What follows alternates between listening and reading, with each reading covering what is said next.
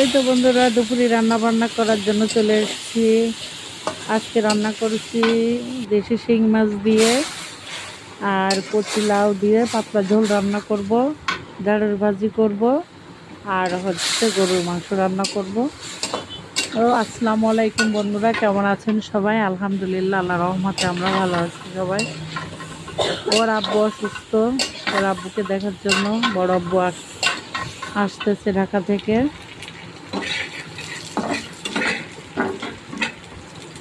দুপুরে এসে ইনশাল্লাহ খাওয়া দাওয়া করবে। আমি এই জন্য সকাল সকালে রান্না বান্না বসিয়ে দিয়েছি। আমি আর ছোটো আম্মু ঢেঁড়স ভাজির থেকে আমার কাছে ঢেঁড়স ভর্তাটা বেশি পছন্দ।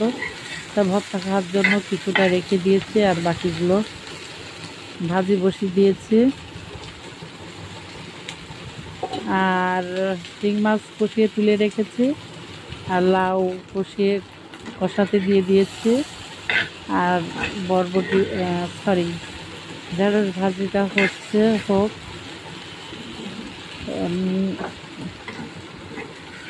এই তো শীতের দিন এসে গেছে, খাওয়ার মজার দিন এসে গেছে।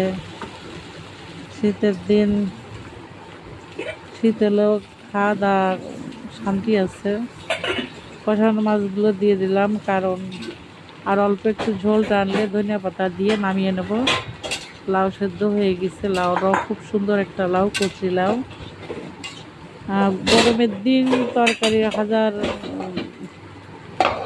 রান্না করলেও দেরি করে রান্না করলেও নষ্ট হয়ে যায়, রাত নাগাদ গরম করা লাগে বিকালের দিকে।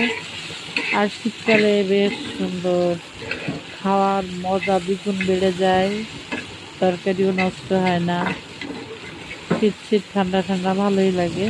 আর গরমের দিন কারেন্ট থাকে না, কারো গরম পছন্দ, কারো শীত পছন্দ, এই তো দুনিয়া।